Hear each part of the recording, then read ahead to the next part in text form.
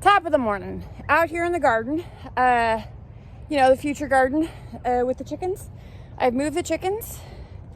I've used this Broadfork. I picked it up off Amazon. I want to say it was less than 80 bucks for this Broadfork. It's working well. It probably also helps that it's the dead of winter. The soil is wet, so it makes it real easy to bust loose. Because there has been goats out here, it is amazing to me how much, bug and worm life there is, which is awesome. That'll just help even further, especially now that it's all aerated. I will say, one thing about this Broadfork is the handles are short. I mean, I'm not a short person, I'm not a tall person. And the dimensions are on there, but I would highly recommend getting slightly bigger or slightly longer handles, because what I find is I have to bend down kind of to grab the handle, and then I end up with my hand on the top of the handle, which, it's not a super huge deal, but then you got that digging into the palm of your hand. So this is the second day, so I've done that. I'm gonna throw cardboard down. I'm gonna use the tractor to move some wood chips. I did get that funky section of fence down, and my husband is working on pulling down that 4x4 2x4 H brace, and we're gonna take the gates off. We're just working on getting her done. So yeah, that's that. Now go farm your yard. I'm working up a sweat.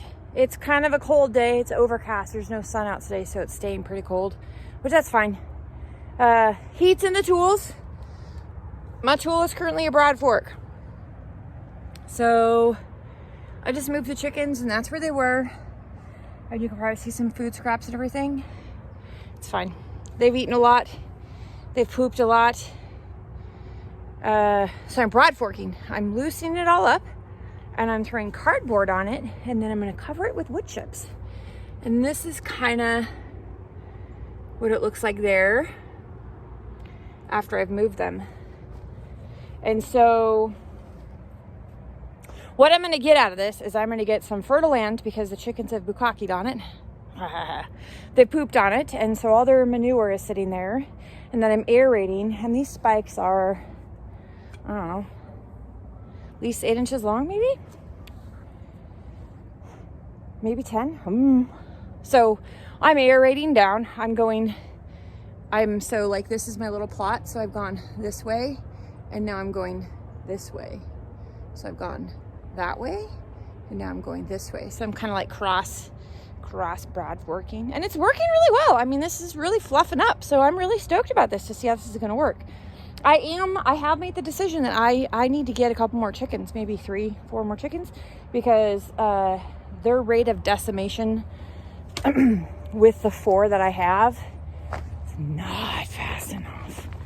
This is a 6x8 stationary sort of, well, it's not stationary, it's a tractor, because I can move it.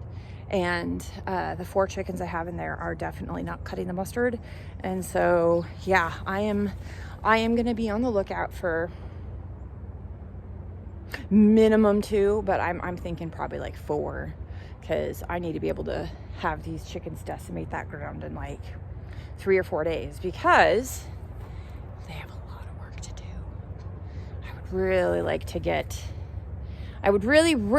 get this garden way more put in. Is that how I want to phrase that? I would like to get this garden way more done before like February, because come February, I can start sticking stuff in the ground, some of my cold crop stuff, cover them up, man, and I'll be rocking and rolling. So what does that give me? December, like 2.5 months, and in 2.5 months, these chickens are not going to get this like all crapped up. So yeah, that's the haps, that's the goings. This is the work in progress. I'm really happy with it so far. So I'm going to keep doing little bits of this to keep it updated, because, well, I will. Now go farm your yard.